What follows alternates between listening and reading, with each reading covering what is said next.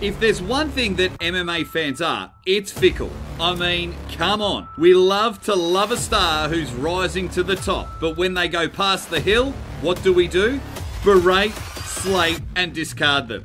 This exact cycle happened to one of the greatest female MMA fighters of all time, Ronda Rousey. She had her rise, she had her fall, and in this video, we'll explain why you hate Ronda Rousey. Ronda Rousey's MMA career began all the way back in 2011 with an armbar submission over Sarah Delalia in the first round. She then proceeded to pull off the exact same submission in her next 3 fights at Strikeforce, picking up the women's title from Miesha Tate in 2012. It was clear that Rousey was a talent in the women's division, which caught the attention of Dana White, who signed her to the UFC in November 2012. This was the first time a woman had ever been signed to the UFC, and she became the first inaugural holder of the bantamweight title. Then, at UFC 157, Rowdy Rousey officially picked up the title after beating Liz Carmouche in the very first round. How did she finish Carmouche? You guessed it, armbar. This started what many MMA fans regard as the most impressive run in female UFC history. Rousey proceeded to defend her belt 5 times against top opposition like Beth Courier and Alexis Davis. She was exciting to watch. All of her wins came by submission or KO.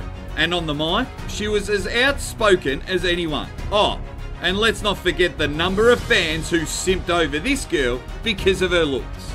Come mid-2015, Rousey was one of the BMFs of the UFC. The hype train was so real that many thought she could hang with some of the smaller guys in the UFC. But then, at the end of 2015, Rousey's whole world came crashing down on Rousey's career. Before the events of UFC 193 unfolded, Holly Holm was seen as another contender who would succumb to Rousey's pressure style fighting. It was almost a foregone conclusion that the fight would go Rousey's way. She would land the takedowns, dominate on the ground, and eventually secure an armbar or knockout punch. But that's not what happened on that night.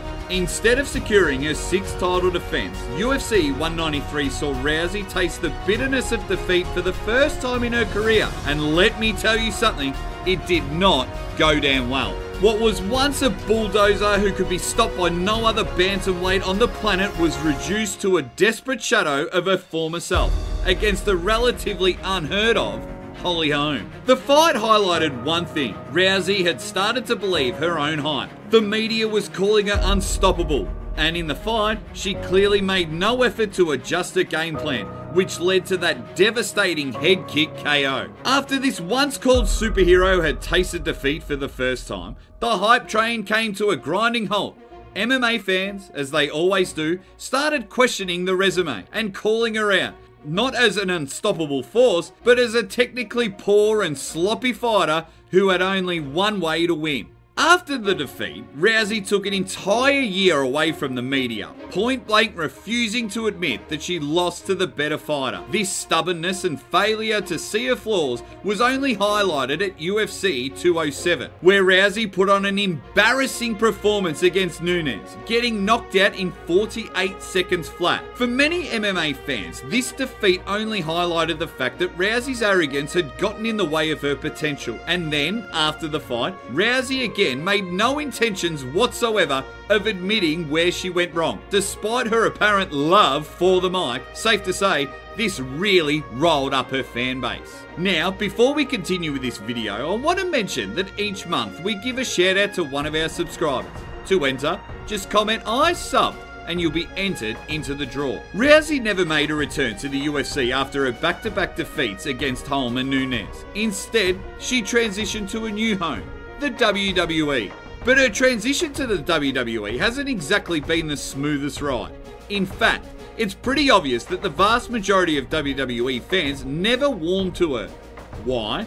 Well, Rousey has basically spent her entire WWE career leaning on her successes in the UFC to get her in the big fights and events. She's constantly being prioritised over the harder workers because of her name, which doesn't sit well with the WWE hardcores, who prefer someone to prove themselves before making it to the top. How can you prove yourself in a fake sport is beyond me. But hey, we're just MMA fans, right? Look, you can't knock her for what she's done. This woman came to the UFC, defended her title 5 times, and made millions of dollars in the process. We're not denying that she was a killer in her prime, but in recent years, she hasn't exactly done herself any favours in the media, and it's pretty easy to see why she's lost the love, admiration, and respect of the majority of her fan base.